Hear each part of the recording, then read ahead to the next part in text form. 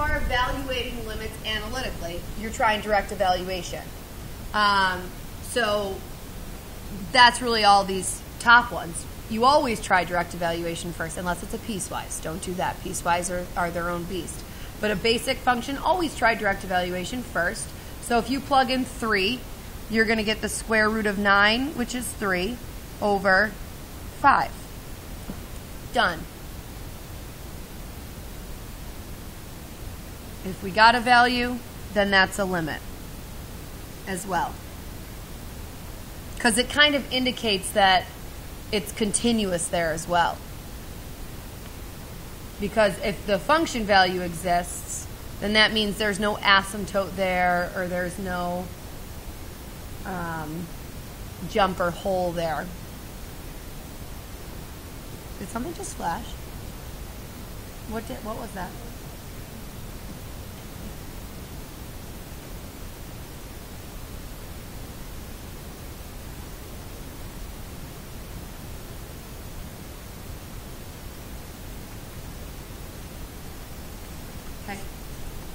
Number 2, if x is approaching -10, -10 plus 6 is 4, square root of 4 is 2, -10 plus 2 is -8, we got a function value, so that's the limit. We know the function isn't undefined there in any way. Did I do something wrong? Oh, I take it back. So you're right. Square root of -4 over -10 plus 2 is -8. So what do we know is happening on the graph at -10 if we got an imaginary number? It doesn't exist over there. So if it doesn't exist over there because you get an imaginary number, then the limit certainly does not exist. Okay? So some of the stuff that you're going to see that this textbook will throw in there is trig. Still, though, we're going to do direct evaluation. So we need to find the secant of 7 pi over 6. What's the protocol for finding the secant of 7 pi over 6? Before that, you do use the reference angle eventually, but I would first change it to finding I would find the cosine of 7 pi over 6 and reciprocate that answer. So that would look like 1 over the cosine of 7 pi over 6. So my focus is going to be on finding the cosine of 7 pi over 6, and then I will reciprocate that answer. So for the cosine of 7 pi over 6, yes, you need the reference angle, which has a reference angle of what? Pi over 6. What quadrant is this in? Third. Here's 6 pi over 6, so it's going to be 7 pi over 6. Is cosine positive or negative there? Negative. So this is going to be 1 over negative, and what is the cosine of pi over 6? Radical 3 over 2. Nice job. So now when I go to reciprocate that, I'm just flipping the fraction, right? So the answer would be -2 over radical 3, rationalized -2 root 3 over 3.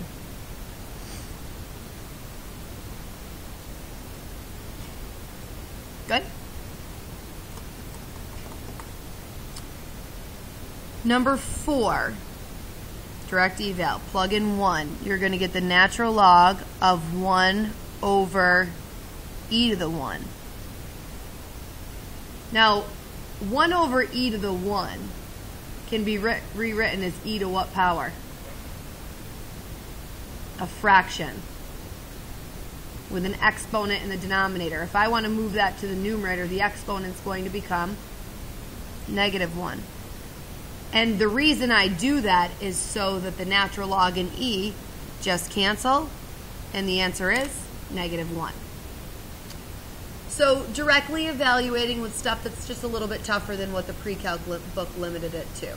We throw some more complex functions in there, natural logs, e's, trig, and imaginary stuff. Okie doke. Composition, something that you'll come across in the calc book as well. Not very difficult. You're just, essentially, you're going to directly evaluate this as well. You might want to find g of f of x first and come up with what the equation of that looks like. and then you can plug 4 into that equation, or you can find the limit. And remember, with compositions, you work inside out, right? So you can find the limit as x approaches 4 on the f of x function alone. And then once you get that number, you can take the limit as x approaches 4 on the g of x function at that number. Essentially, it's just going to be direct evaluation. You're going to do limit as x approaches 4 of g of f of 4. So we'll plug 4 into the f function first. 4 squared is 16 times 2 is 32. 32 minus 3 times 4 is 32 minus 12, which puts us at 20 plus 1. 21. So f of 4 is 21. So we're going to do the limit as x approaches 4. And we have to do g of 21 now. So g of 21 is 21 plus 6 is 27. Cubed root of 27 is 3. There's your answer.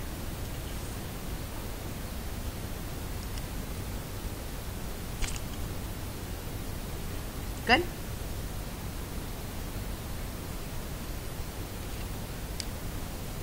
All right. So some of the limit properties, and if you need a recall of those, we listed them out last chapter. I don't want to list them out again, but I tell you that on page 76 we have a list of those. Here they are.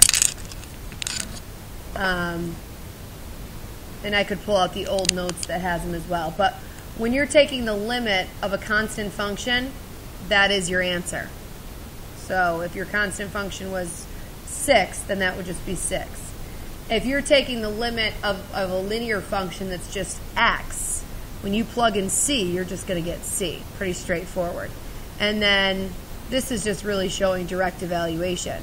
As this function approaches, an x approaches c, plug in a c for x, and that's just direct evaluation.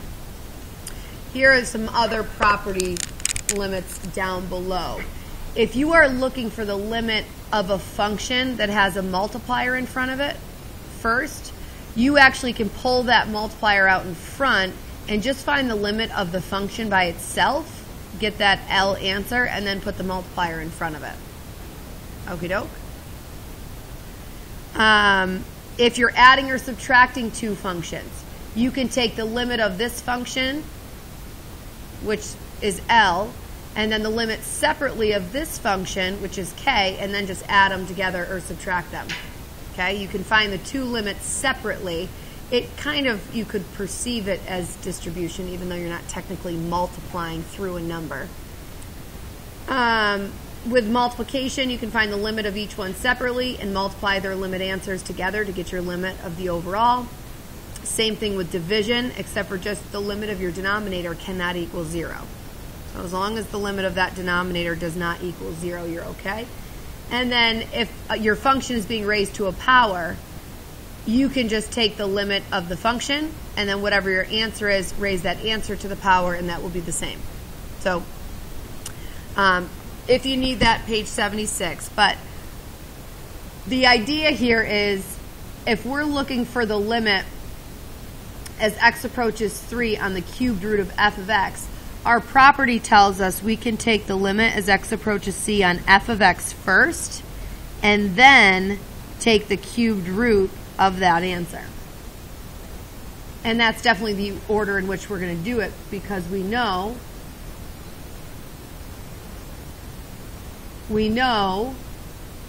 that the limit as x approaches c on this function is 27. So this part is 27. What's the cubed root of 27? 3 would be your answer. Okay? This next one,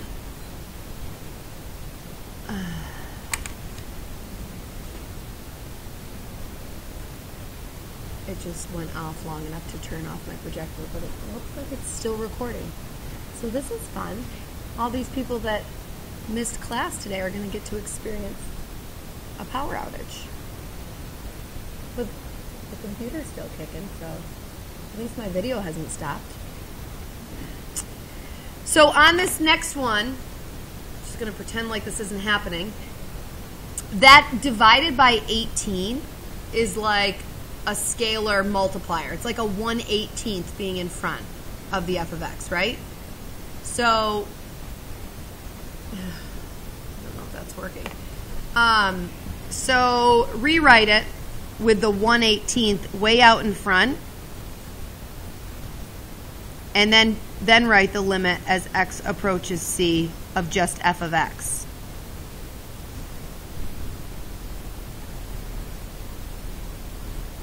Sorry, I'm trying to get it back on. Did you write that? This is a good test. Who can follow audio instructions only without seeing? Good little experiment for you.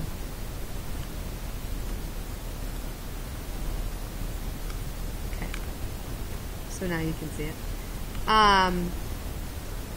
So this, again, is 27. 1/18th times 27 will be 27/18, which will reduce to 3/2.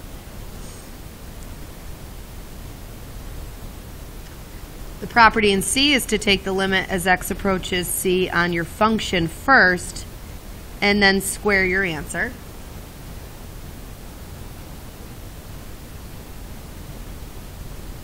And again, that limit they're telling us in the introductory instructions is 27, so our answer is going to be 27 squared, and I'm not going to square that out because it would be ginormous. And then in D, same idea, actually do this first. And then our property tells us we can then raise it to the 2/3 power. So 27 to the 2/3 power without a calculator. What's that? 9. You would take the cubed root first. 27 cubed root of 27 is 3. 3 squared is 9. Okay? And then we finally get into manipulation. So kind of like what we saw a lot of. I'm just trying to show you a couple different formats of manipulation that we might not have seen yet. So on this first one, can we all agree that if I plug in 0 to do direct evaluation, e to the 0 power is 1, 1 minus 1 is 0, over e to the 0 is 1, 1 minus 1 is 0, indeterminate, right? Indeterminate is an invitation for manipulating. Any guts as to how I would manipulate something like this? So far we've manipulated via rationalizing. Does that seem appropriate? Factoring. Does that seem appropriate? Complex fraction, eliminating those. Does that seem appropriate? Well, you're wrong. One of those was appropriate. It's kind of hidden. This is factorable. The numerator is actually factorable. It's the difference of perfect squares. So I would manipulate this into e to the x plus 1 and e to the x minus 1 up top.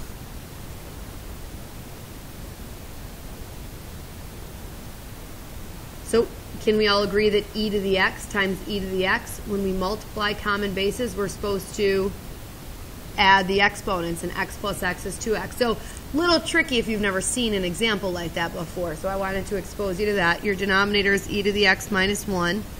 We cancel, so we find out, oh, there was a hole there at 0. Because that x being 0 is what made this undefined. Now that that canceled out, now my function is down to this, and now I can redirectly evaluate. So what's e to the 0? 1 plus 1 is 2, is your answer. Good?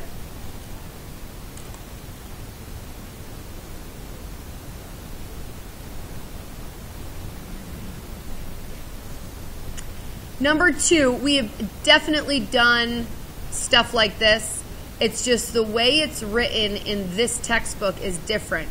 We tend to like to see fractions like this, 1 over x plus 4. But do you see how they're writing 1 over x plus 4? Minus They're just doing one. They're almost like doing what a calculator would show you, like without the alpha y equals functionality. So just know that this is the same as what we've been used to. We are going to get 0 over 0 here. So what manipulation technique is appropriate here? Clearing.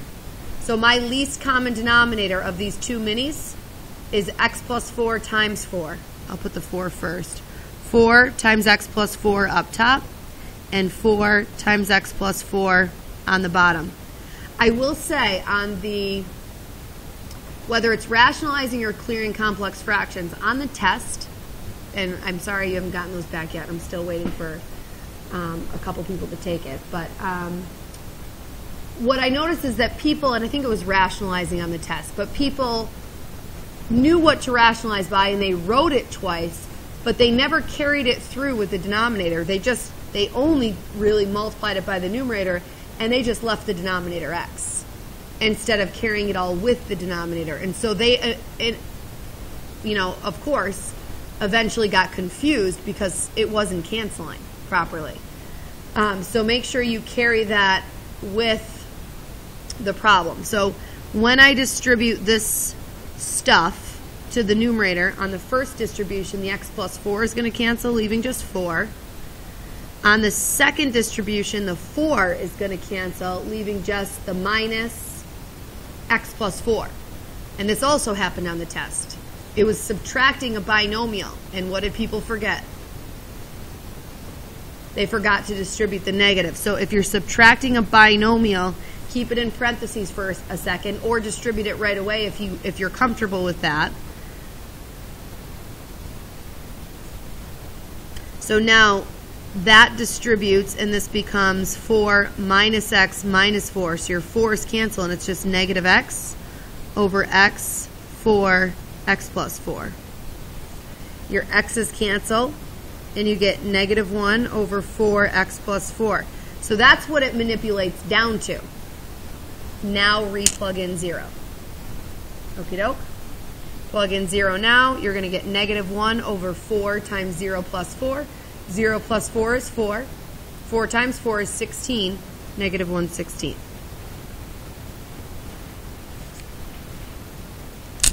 Okay?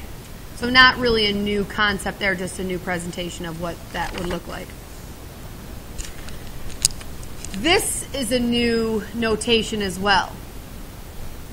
Rather than them saying x is approaching 0, they're saying the change of x is approaching 0. So we would plug 0 in for this change of x symbol. And if you did that, you'd get x plus 0 cubed minus x cubed, which would be 0, over 0, indeterminate. So we would manipulate this by really just simplifying this out, cubing that out, which is not going to be pretty, okay? If you square it out first, you're going to get x squared plus 2x change in x plus this change in x squared. It's almost like, I don't know if you see this, but do you see the limit as h approaches 0?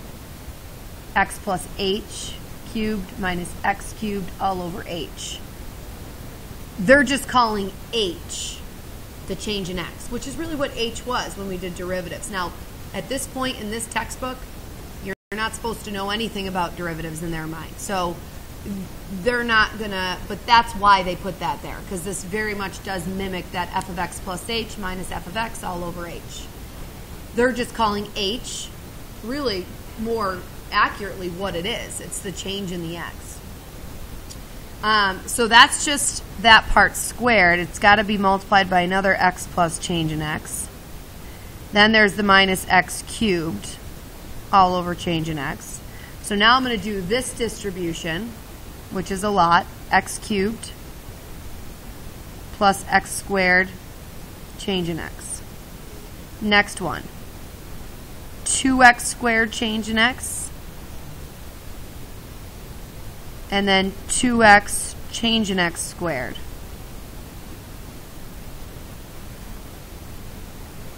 and then x, change in x squared, and then change in x cubed minus x cubed. Yuck. All over change in x. The good news is what usually happens is going to happen. You x cubed minus x cubed cancels. We can combine some of these things. So we have 1x squared change in x, 2x squared change in x. So that's going to be 3x squared change in x. Then we have 2x change in x squared plus another x change in x squared, which is going to make 3x change in x squared. I should probably put that change in x in parentheses so it doesn't look like I'm squaring the x, but as long as you're following here. Plus change in x cubed. Just make it look a little nicer. And so what usually happens does happen. Every one of those three terms in the numerator has a change of an x. So it's going to cancel out that culprit in the denominator that was causing the zero denominator to begin with. Yes? So each one of these loses one of its change in x's so as to cancel out that. So at the end of all this, we have 3x squared plus 3x change in x plus change in x squared. And all the while, I was being lazy, and I should have been writing down this limit as the change of x approaches 0. Now I can replug it in. If the change of x is approaching 0, that's going to knock off that term and that term, and is just going to leave us with 3x squared as our answer.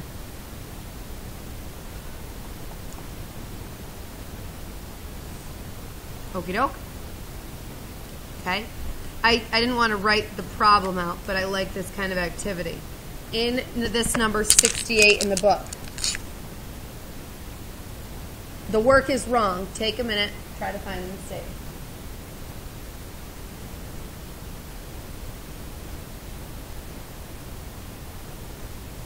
Raise your hand if and when you see it.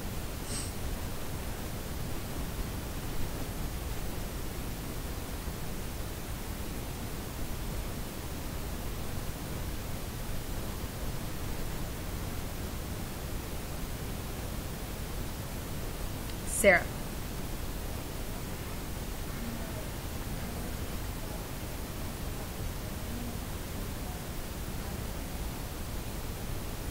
This one? They factored it wrong, right? Difference of perfect cubes, x minus 5 is good. It's x squared, though, plus 5x. So these still canceled, that's fine, but that should have been a plus 5x, which is going to change their calculation at the end, okay? I'll just quickly talk through. Part A is just going to be factor and cancel with the sum of perfect cubes.